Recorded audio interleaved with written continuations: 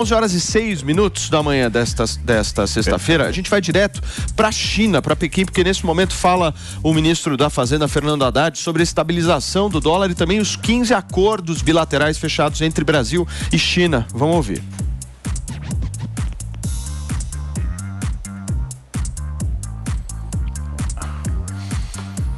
Bom, nas imagens nós estamos vendo alguns ministros, o presidente inclusive do BNDES, Aloysio Mercadante, a ministra do Meio Ambiente, Marina Silva, também presente, e agora o ministro Fernando Haddad está conversando com a imprensa brasileira que acompanhou toda essa viagem, continua acompanhando, uma viagem que vai demorar aí até pelo menos o início da semana que vem. O presidente Lula tem agenda também marcada nos Emirados Árabes para este final de semana, e agora o ministro Fernando Haddad estava nesse exato momento falando sobre a estabilização do dólar e as perspectivas econômicas dessa relação entre Brasil e China. Ao vivo aqui na Jovem Pan. Da China e, consequentemente, mais distante dos Estados Unidos? Olha, na verdade, nós não temos nenhuma intenção de nos afastar de quem quer que seja, sobretudo de um parceiro da qualidade dos Estados Unidos. Mas nós estamos fazendo um esforço de aproximação, queremos investimentos dos Estados Unidos no Brasil. Mas, na verdade, nós estamos vivendo quase que um momento de desinvestimento. Algumas empresas americanas deixaram no governo passado o Brasil, tomaram a decisão de deixar o Brasil. E nós queremos restabelecer as melhores relações e desejamos a parceria com essas três grandes blocos comerciais, que é Estados Unidos, União Europeia e China. Nós passamos aí o mês passado, sob o comando do nosso chanceler, discutindo o acordo Mercosul-União Europeia. Vamos assumir aí o Mercosul no segundo semestre. Abre-se uma janela de oportunidades junto à União Europeia sob o comando da Espanha, que está muito engajada na aprovação do acordo Mercosul-União Europeia e está disposta a colocar os esforços necessários para vencer as resistências que ainda existem. Da parte ambiental, eu penso que o país deu um grande salto com a eleição do presidente Lula e a posse da ministra Marina Silva. Uma sinalização que não podia ser mais forte na direção correta, reafirmando os compromissos históricos do Brasil com essa agenda. E isso era um grande entrave, né? Inclusive, nós recebemos há pouco mais de 30 dias uma side letter da União Europeia com novas exigências na parte ambiental depois do acordo assinado. Então, nos pareceu talvez uma medida que tem que ser analisada. Qual a intenção? Se era fortalecer essa agenda, uma medida mais protelatória em virtude das questões internas a cada país na Europa.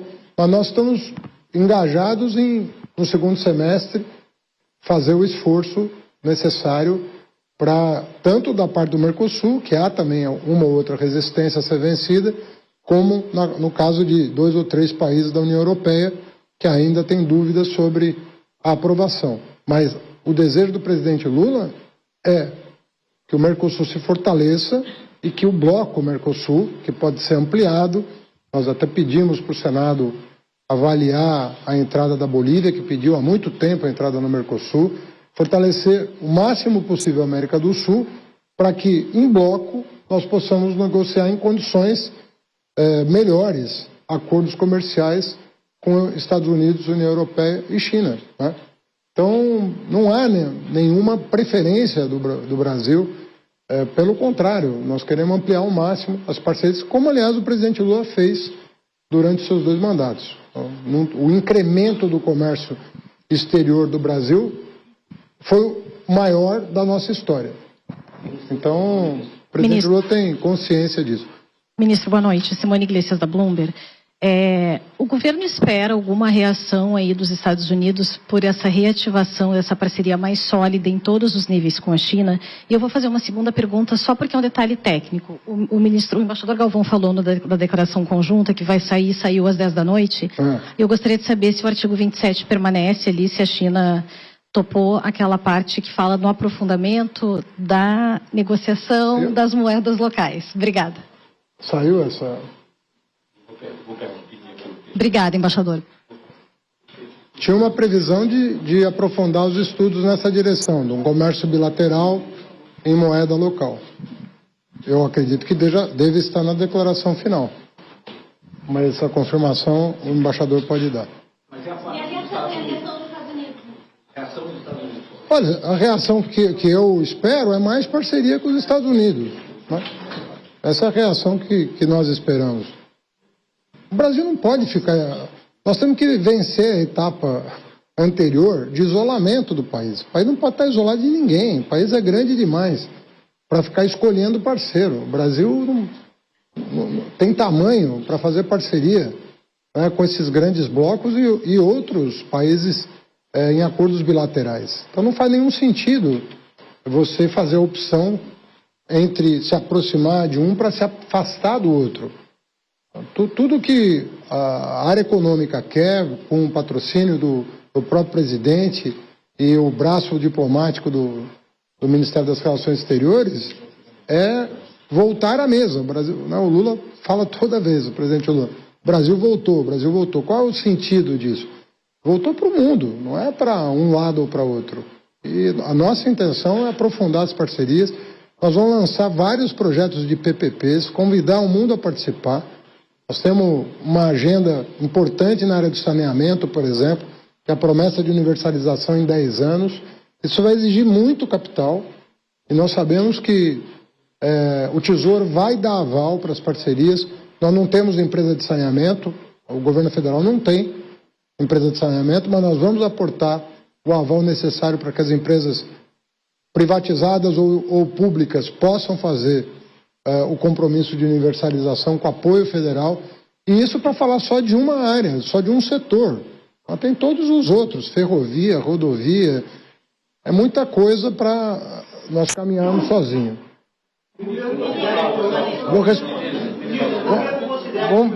Vou responder ela primeiro e depois você a gente encerra. Isso, só para confirmar que o ponto da moeda permanece tá bom. Na declaração.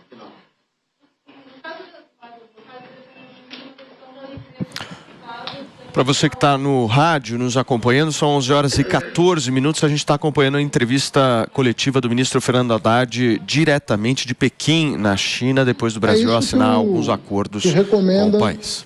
O memorando final, né? A declaração é essa, de que nós estamos incumbidos de fazer esse tipo de análise. Com quem?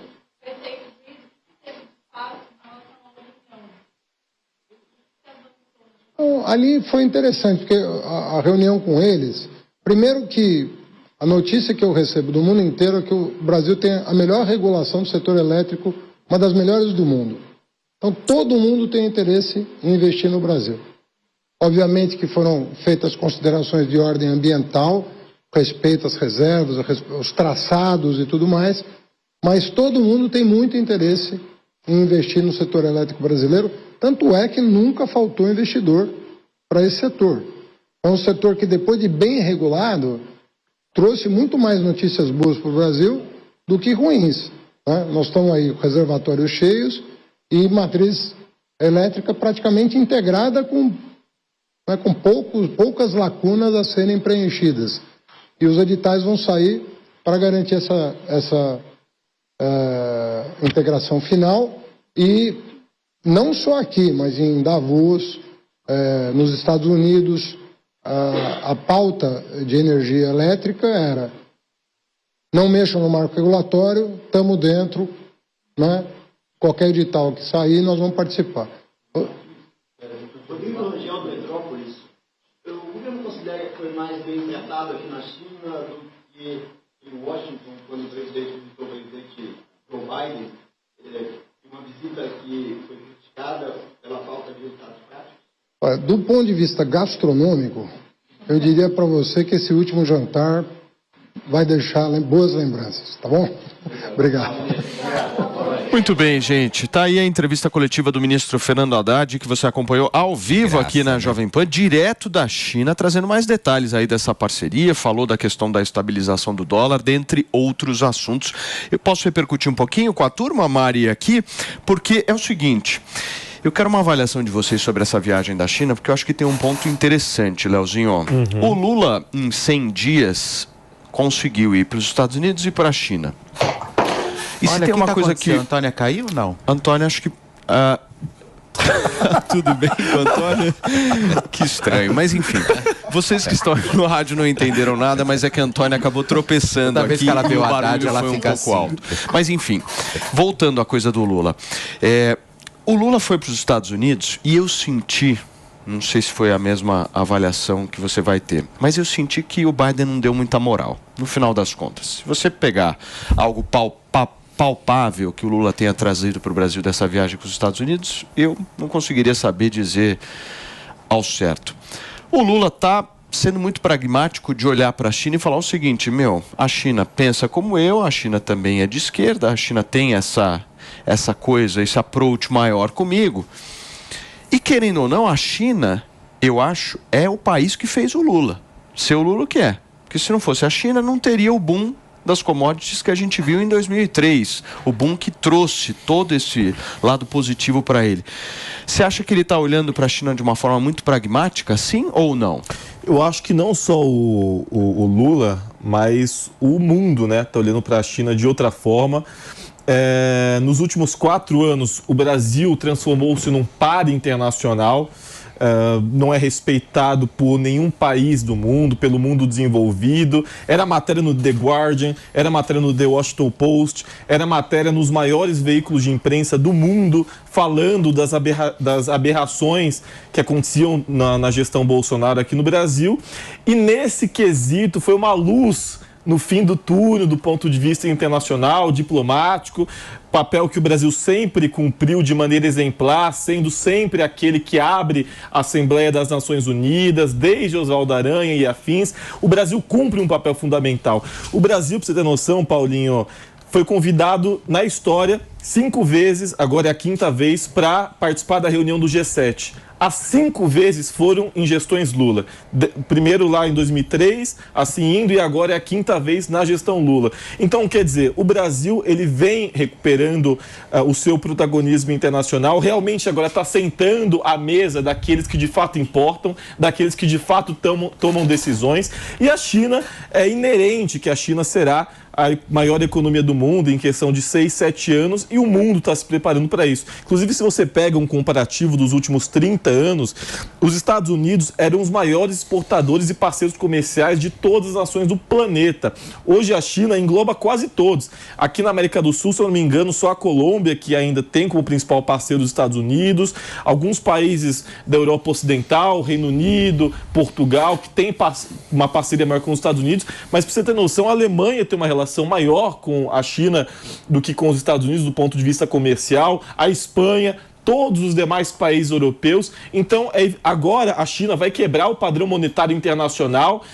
Inclusive, começou agora, o Donald Trump deu uma entrevista recentemente alertando, porque vai ser candidato a presidente novamente, batendo no Biden no quesito de que ele está deixando que o padrão monetário internacional perca em relação ao dólar e a China tome conta disso. Então, os Estados Unidos estão passando por uma situação muito complicada e o Lula e o governo federal perceberam isso em relação à China. Você quer, obviamente, um comunista mais próximo. Seria basicamente isso o teu raciocínio? Não, é um grande país e um parceiro. Dani, como é que você avalia? A questão é que a política internacional do Lula, nesses últimos tempos, tem sido muito mal tocada, muito mal gerida, com uma estratégia muito duvidosa.